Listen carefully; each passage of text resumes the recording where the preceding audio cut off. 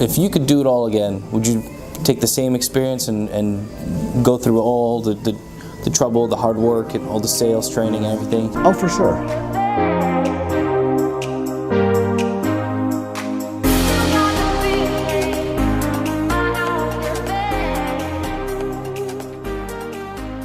For sure. I mean, this changed my life. The car business changed my life. I mean, I was going to be a cop making $40,000, $50,000 a year, you know, and that's a high stress environment, high turnover environment, not really danger, not really good on marriage. You know, that's got a lot of negative sides, and the payoff side's not real high. You know, this is a job that, and I worked more hours, I guess, than I would have at that point. But it's been lucrative. I mean, it's been very lucrative, and now I'm at a point where I do have decent schedule and decent hours and make good money. But you got to put in the work. But you got to put in the work, and I'll tell you, in order to get the cake. In order to get the cake, like Grandma says. Yeah. And the thing is, I tell you, what's you know, to finish it off, what's really rewarding now. It's not only the money that I make.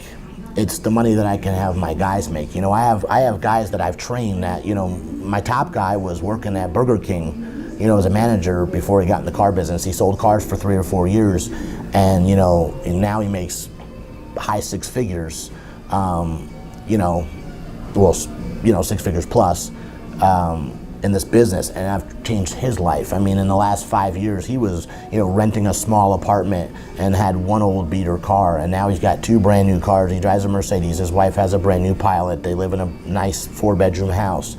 You know what I mean? He has a Rolex. I mean, I've changed his life, you know, and other guys that work for me, I've changed their life, and I'm watching them grow. Another guy, a young guy, 25, 26 years old, just bought a house. And I don't mean to cut you off, but having 2 cars and living in a house, obviously, you know, it's been the American dream to have a car, be able to provide a beautiful house for your family. The Rolex is not really necessary, but it is kind of, you know, you see it a lot in the industry. But I guess what you're trying to say is that you've changed his life around to let him achieve the things that he's wanted and to acquire the things that he's always desired. Absolutely, and the Rolex just happens to be one of his desires. But if it's not a Rolex and it's sending your kid to school or having a college paid for your kid, or you know, buying a nice ring for your wife, whatever your goals are, his life has changed now to wherever he wants, he can accomplish it, because he's got a skill now that he can take to any place and anywhere in the country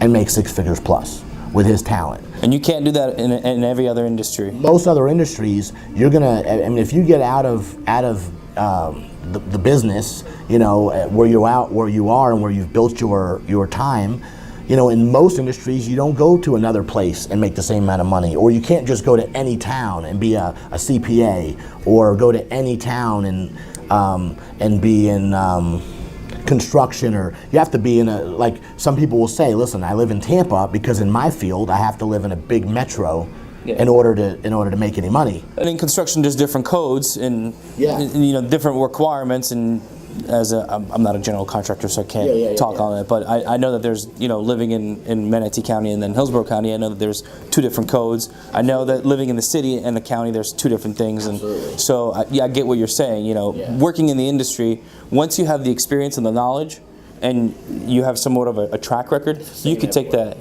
It's the same. This business is the same in you know, New England as it is in Sarasota.